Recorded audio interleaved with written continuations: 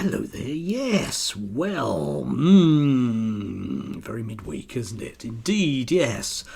One of the sort of flurry of things that's been going on around Trump is the inevitable attack on trans and, by extension, gay people and probably women as well. After all, might as well go for the whole DEI thing, mightn't we? Yes, indeed. Which, of course, has been vastly cheered on by the usual transphobes this side of the Atlantic. This will mean, of course, that they will have definitely been proved right and will continue jumping up and down a great deal. The problem is, of course, that they won't stop at just trans people. They never do, and I'll give you, in my usual exhibit corner, Mr. James Esses. Yes, here he is. To those who find themselves crying in their bedroom because Donald Trump is now the President of America, come and have some therapy with me, and I will help you achieve resilience. Yes. I did notice on his website that he has now dropped the notion of being non-judgmental. That was something that he was claiming about himself. Bit like being qualified, except he's not, is he? Yeah, still can't say anything about qualifications. Now, if I'm wrong, I'm sure James will shoot me down in flames. If I'm wrong, I'll deeply apologise about that, but he doesn't appear to actually be a therapist any more than I'm a plumber. I could call myself a plumber, but that wouldn't make me a plumber. Yes, anyway, he seems to have dropped that particular wording and is in fact going to be judgmental. And yes, perhaps, he should be judgmental after all. What do we know compared to him who's, not qualified, but let's leave that aside. So let's have a think about some of his little pearls of wisdom in terms of, resilience and the ability to deal with things. These are sort of things going backwards in the run-up to Christmas. We have the Royal College of Veterinary Surgeons. Yes, vets. You might want to bear that in mind with what he's got to say. We have made the decision to step away from X, formerly Twitter. Our decision was carefully considered and reflects our commitment to the safety and well-being of our audience.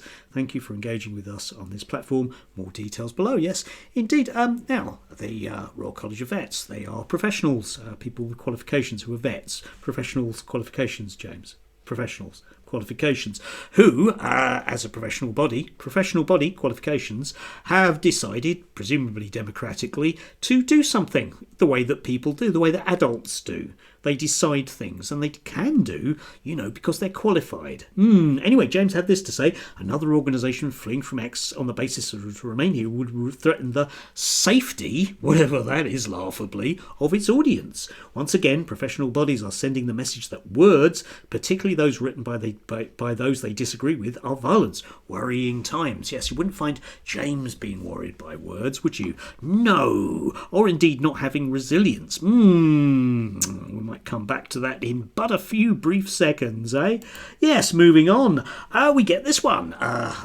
Irony alert here. Who else feels that university students are in need of trigger warnings and safe spaces in order to engage with their course materials should automatically fail their degree? Well, yes, I think that would be vitally important, James. But of course, I do recall that you had various problems with your course in the sense that you'd felt that you shouldn't really have any kind of off switch or feelings in and around what other people might think, which led to all sorts of long-term problems with people having to throw money at you, didn't it? Yes. Still, you're the resilient one, eh? Those sour pussies who just think that words can harm them.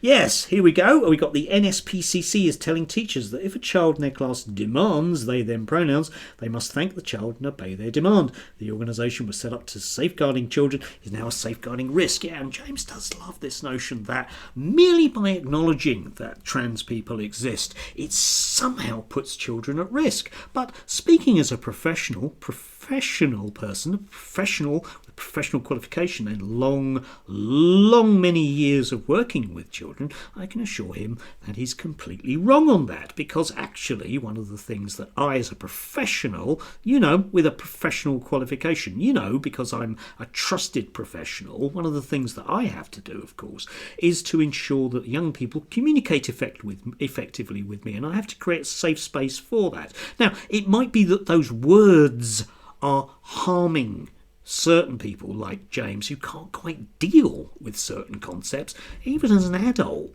like people might be different to him. But that's the environment that I have to work in. Sometimes I might not like that, but as a professional, I don't let that, judgmental stuff get in the way.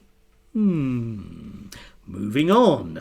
I do like this one. Public shaming is a tool that has facilitated the abuse and mutilation of children in the UK. Apropos of nothing at all, James. Okay, speaking out against gender ideology, bigot. Speaking out against Pakistani grooming gangs, racist. If you're shaming people for child safeguarding, you're the problem. Yes, except of course, James, you have a very warped notion. Yeah, I do like the racist aside, but leaving that aside, you have to have a very, very strange notion whereby the mere acknowledging of existence of what someone is communicating with you is a safeguarding issue. I think you need to go back and take a course in and around child safeguarding. I personally would have enormously big problems with you dealing with people who aren't adults in and around those kind of issues, because I don't think you understand what those things mean. Okay? I think it's you that's triggered, James, as you tweet on a very regular basis. And here we go. Does anyone else lose respect for a person after discovering they have pronouns in their email signature on online bio? Yes, I do, James. Actually, that's the one place that I would actually agree with you. But of course, you see, the problem that I have with it is because it's about people who very often pretend things for, the sake of a particular look. You know, that one? That particular look thing. Yes, which of course inevitably perhaps leads us to this. The cherry on the cake, the walnut on the whip, and the trans on the phobe, which he posted up in December. It neatly brings all this stuff together. Here's James. These photos aren't from some seedy strip club. Now we can see that. There's a lot of lighting, James. I understand seedy strip clubs. Does anyone actually are there any seedy strip clubs anywhere in the UK? I don't know. Are there non-seedy strip clubs in the UK? Do we have, I don't know, is that still a thing? I don't think it is. But anyway, leaving that aside, I don't think James knows about this kind of stuff because he doesn't get out enough. They're from Drag Queen Night at the Civil Service Club, a private members club for civil servants. Yes, a private members club for civil servants. People go there and decide, for example, the entertainment they might want. It does occur to me that the drag queen night isn't actually illegal or indeed involves anything particularly outrageously sexual that I can see. It's a bloke in a dress singing songs. Yeah, which is about as outrageous as Danny LaRue, or indeed probably slightly less risque than Paul O'Grady, who, let's not forget, was very famous for loving dogs. That's the way he tends to get presented these days. We tend to ignore the other things about him. But of course, James doesn't really like that notion of people doing things privately, in and around issues around sexuality and indeed gender. That is something that he really can't deal with and needs to police. King Charles is a patron, and photographs of the late Queen adorn the walls. Is it any wonder our civil service is ruined? Well, our civil service isn't ruined, James, or indeed it's not presenting a safeguard risk, and presumably lots of these people have, professional qualifications, and as adults they're able to decide amongst themselves collectively what they want to do.